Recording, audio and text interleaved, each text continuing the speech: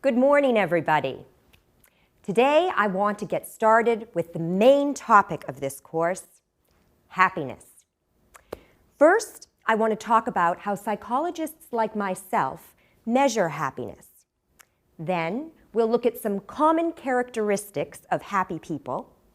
And finally, we'll look at whether or not we can change our level of happiness.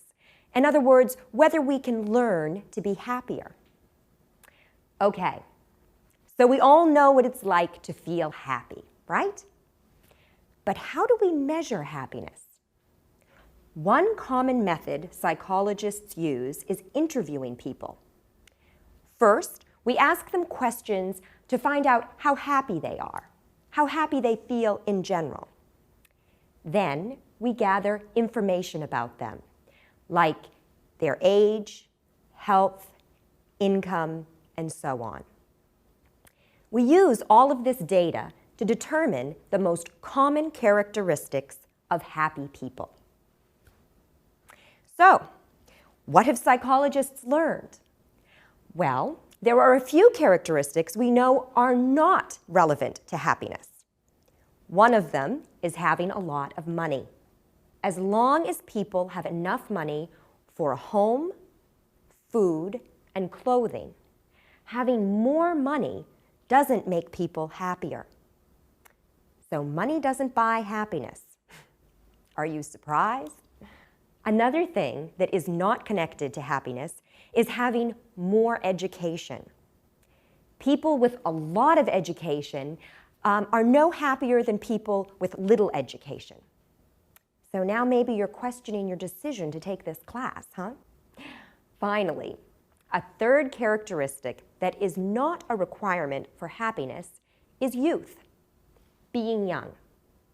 In fact, the opposite is true. One study found that 60 to 64-year-olds are actually happier than 20 to 24-year-olds. So, we know that money, education, and youth are not important to happiness. Then what is? Well, there's no one way to achieve happiness, but there are a few specific characteristics that happy people have in common. One very important characteristic is family and friends. A study of students at the University of Illinois found that the happiest students had strong connections to family and friends, and that they made time to spend with them. Another common feature of happy people is that they have religious beliefs or a belief in something bigger than themselves. This helps them feel that life has significance or meaning. A third important thing about happy people is that they set goals for themselves.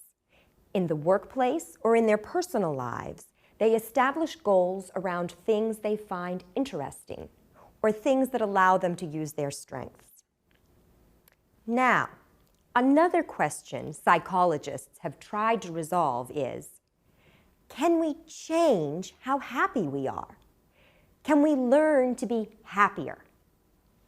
Some psychologists think the answer is no, we can't. This is because research shows that happiness depends a lot on our personality, the kind of person we are.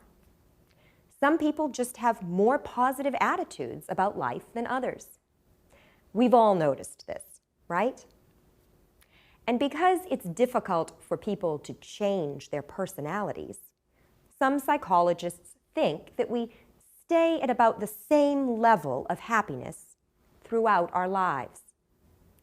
But many of us in the field of positive psychology believe we can change, that we can consciously learn to be happier. Positive psychologists have developed some exercises that people can do to feel happier. One of these is called the gratitude visit. In this exercise, people write a letter to someone they want to thank. For example, a parent, a friend, a teacher, someone they feel has helped them in their life.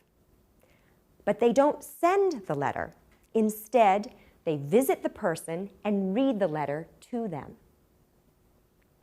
Now, research shows this really works to make the person who wrote the letter feel happier. Why? First, it helps them feel more connected to others. And remember, that is very important for happiness.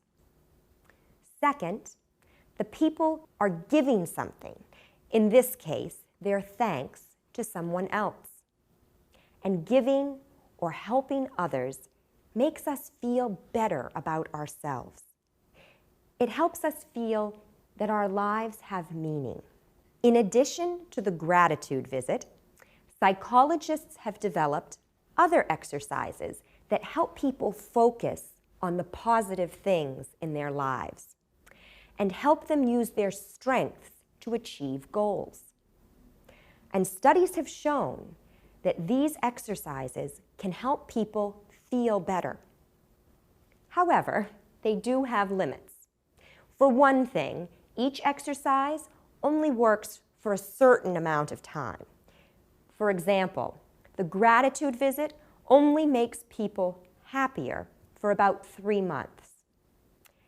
And of course, we can't become a lot happier. Remember, we can't totally change our personalities. You can't take a really unhappy, negative person and make him or her feel super happy all the time. But I do believe that if we really want to, we can all learn ways to feel better, to feel the best that we can. And you're going to find this out for yourselves. For the next time, I'd like you to look into choosing your own happiness exercise.